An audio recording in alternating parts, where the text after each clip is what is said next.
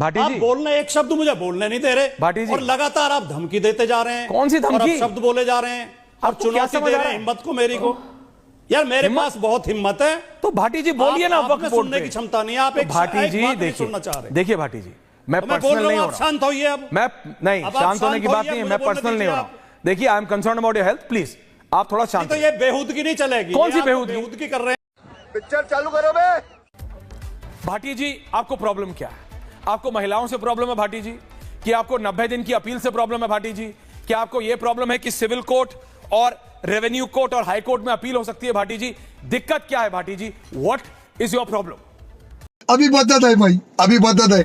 ऐश्वर्या जी, जब से ये वक्फ बिल का मसला शुरू हुआ है, इस पर चर्चा शुरू हुई है, मैं सैकड़ों डिबेट में हिस्सा ले चुका हूं, टीवी डिबेट में। हर एंकर अपने शो में ये कहता है कि जहां वक्फ बोर्ड उंगली रख दे वो जमीन उनकी हो जाती है। ये इतनी हास्यास्पद बात है और इतनी अविश्वसनीय बात है। पता नहीं हमारे एंकर्स को इतना महान ज्ञान कहां से नहीं, एंकरों को छोड़िए, आप बताइए गलत कैसे है? जहां जिस देश में, जी सर, मैं बोल रहा हूं नहीं, अगर आप बोलने देंगे तो बोलिए ना भाटी जी। मेरी बात को फिर से गौर से सुनो, आप फिर ध्यान से सुनो। मैंने सुन लिया, आपने भी 2 बार ये बात कही है। मैं 4 बार कहूंगा क्योंकि असलियत है। 2 बार ये बात कही है और मैं इससे 4 बार कही है, मैंने बोलो आज दो भी छोड़ो, 4 कही। अबे साले, अब देखो, अब बताओ, अगर आप बोलने नहीं देंगे तो मुझे क्यों नहीं बोलने दूंगा भाटी जी? बोलिए तो, लेकिन पॉइंट पे रहिए। जी, जितना थैंक टाइम यू। मुझे देना चाहे मैं बोलिए बोलिए बोलिए। नहीं, अगर लगातार आप भी बोलते रहेंगे, मैं भी बोलता रहूंगा, ऐसे बोलने का कोई फायदा ही नहीं है। हम हमारे जो, मतलब क्या कहें, मैं ये कहना चाहता हूं कि लगभग हर शो में एंकर ये कहते हैं कि वक्फ बोर्ड जिस जमीन पर उंगली रखते वो उसकी हो जाती है। ये एकदम हास्यास्पद बात है। अच्छा। अभी आपने कहा कि वक्फ बोर्ड ने पार्लियामेंट की जमीन भी अपनी बता दी, हाँ, बताई। इंदिरा मेमोरियल की भी अपनी बता दी, हवाई अड्डे की भी बता दी, और जहां प्रयागराज में कुंभ लगा वो भी बता दी। तो क्या उनकी हो गई? वो क्या पार्लियामेंट तोड़ के वो जमीन वक्फ को दे दी गई? क्या हवाई अड्डा हटा के वक्फ को दे दी गई? तो ये बात ही हास्यास्पद है। इसके पीछे उद्देश्य होता है वक्फ को बदनाम करना, मुस्लिम समाज के प्रति लोगों में भ्रम पैदा करना, भ्रम की स्थिति पैदा करना। अच्छा, ऐसा कुछ भी नहीं है, ऐसा कहीं अन्याय इस देश में होता नहीं है।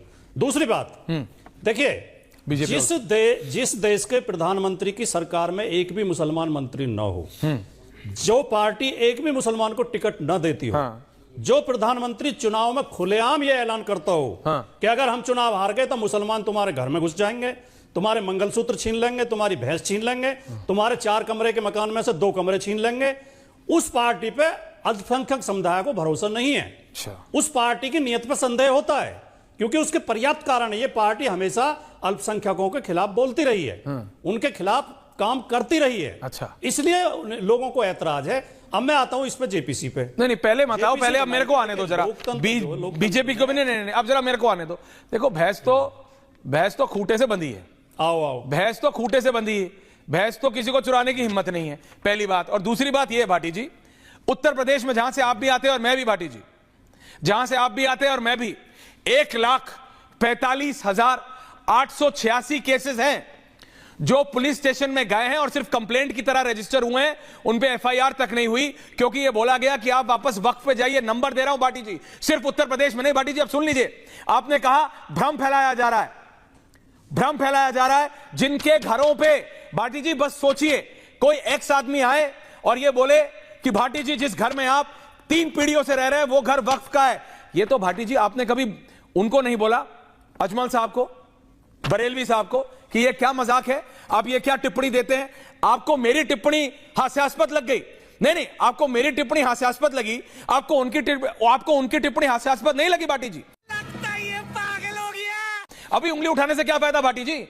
उनकी ओनली मियन भाटी जी, आपको उनकी टिप्पणी हास्यास्पद नहीं लगी कि भैया तुम देश की संसद को अपना बता रहे हो, भैया तुम अंतरराष्ट्रीय टर्मिनल T3 अपना बता रहे हो? नहीं देंगे क्या? क्यों नहीं देंगे? आप ही बोल रहे थे अभी, अब सवाल भी सुन लो। आपको उनकी टिप्पणी हास्यास्पद नहीं लगती भाटी जी? अब आपने इतने सवाल उठा दिए। नहीं, तो मेरा सवाल पूरा होने दीजिए अभी। आप सवाल भी आप डिसाइड करोगे, सवाल आप नहीं डिसाइड करोगे। थोड़ा सा समय दे। ज्यादा समय दूंगा, लेकिन बताओ ना, आपको उन मुसलमान नेताओं की, मौलवियों की टिप्पणी हास्यास्पद नहीं लगती जब वो ये कहते हैं कि हवाई अड्डा तो उनका, संसद तो उनका, T3 तो उनका, मालचा मार्ग तो उनका, आधा लखनऊ तो उनका? आप नहीं कहते कि तुम मुसलमान भाइयों बहनों को गलत पिक्चर में पेंट करने की कोशिश कर रहे हो। क्यों कर रहे हो ऐसा? अगर वक्फ बोर्ड ऐसा नहीं है तो क्यों? और ये 1,35,486 ये जो सिर्फ कंप्लेंट्स हैं, जो एफआईआर नहीं हुई, पुलिस ने आधिकारिक रूप पे कहा है वापस आप वक्फ बोर्ड में जाइए, इसके बारे में क्या कहेंगे? इतने घरों पे दावा किया है सिर्फ यूपी में। भाटी जी प्लीज बताइए क्यों आप इनके साथ हैं? कृपया देखिए, आपको मेरी बात बुरी इसलिए लगी, आपको नहीं, मेरे को बुरी नहीं, मैं तो फैक्ट्स पे हूं। पार्टी बने हुए हैं। नहीं, मैं फैक्ट पे हूं, आप फैक्ट पे रहो ना। आप पर्सनल अटैक क्यों कर रहे हो? आप मेरे को फैक्ट्स पे बताओ। कायदा में नहीं, आप फैक्ट बताओ ना, डोंट बी पर्सनल, फैक्ट बताओ। तो आप जो लगा, मैंने कहा क्या कि आप पर्सनल हो? मैं आप पे पर्सनल गया क्या? मैं आप पे पर्सनल गया क्या? नहीं ना। मैं आपसे बोल रहा हूं फैक्ट बताओ भाटी जी। उंगली एक नहीं भाटी जी, उंगली तो दो है, मैं भी उठा लेता हूं, विक्ट्री का साइन बन जाएगा। उंगली से क्या है? पॉइंट पे रहो ना।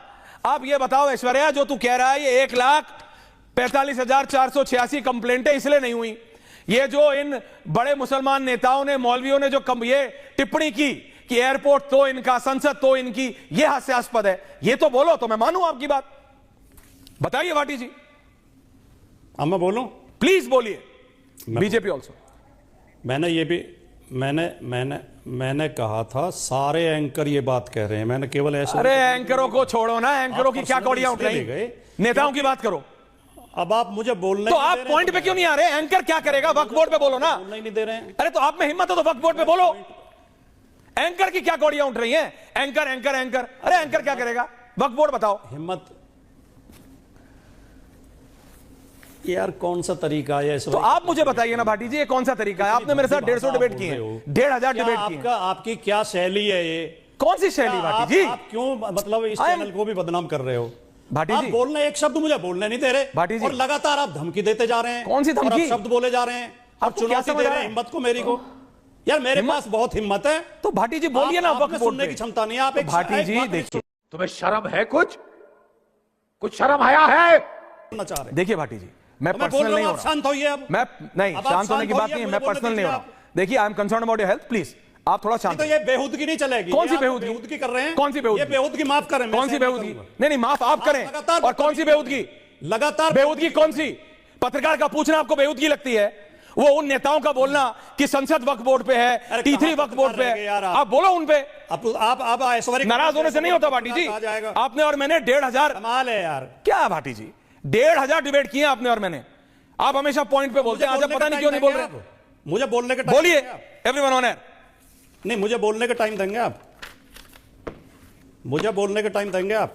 बोलो ना गुरुजी। कितना टाइम दे रहे हैं आप, ये बताओ, बीच में नहीं बोलोगे। नहीं, टाइम वेस्ट मत बोलिए ना, टाइम इज योर्स, बोलिए। सेकंड आप मुझे दोगे, लेकिन आ रहा हूं, प्लीज रिलैक्स, हम कमिंग। बोलिए ना, बोलिए। और इस तरह की बेहूदगी करोगे तो मुझे जरूरत नहीं है बोलने। भाटी जी जरूरत मुझे भी नहीं है बेहूदगी। देखिए, मैं आपकी इज्जत करता हूं, क्योंकि आप एक समय बहुत सीनियर पत्रकार थे। आई रिस्पेक्ट यू भाटी जी। ये बेहूदगी जैसे शब्द आप भी इस्तेमाल कर सकते हो, मैं भी। जली ना, तेरी भी जली ना। मैं नहीं करता हूं। मैंने आपसे कहा पत्रकारों पे सवाल उठाने से पहले उन नेताओं से भी पूछो ना, जो ये टिप्पणियां देते हैं, इसमें कौन सी बेहूदगी हो गई, असलियत है। आपने कहा मजाक करते हो, उंगली उठा दी, घर उनके हो गए। 1,35,000 कंप्लेंट है सिर्फ यूपी में। जी बोलिए। राधिका जी आ रहा हूं।